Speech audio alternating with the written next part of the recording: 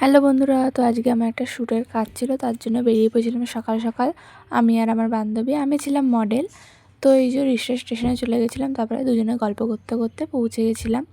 তো এটা ছিল হচ্ছে শ্যুটের যে জায়গাটা ওটা, আর এটা ছিল দিদি মানে মেকআপ আর্টিস্ট যে।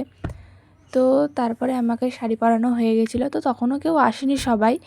তো আমাকে রেডি করার জন্য বসিয়ে দিয়েছিল, কারণ আমাকে তাড়াতাড়ি বাড়ি আসতে হবে। তো এই যে আমাকে মেকআপ চালু করে দিয়েছে আমার বান্ধবী।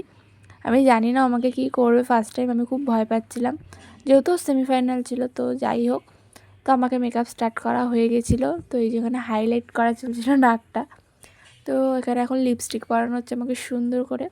আসলে আমার লিপস্টিকটা নিয়ে একটু খুঁতখুঁতেমি আছে, মানে যাই হোক। তারপরে আমাকে জুয়েলারিগুলো পরানো হচ্ছিলো।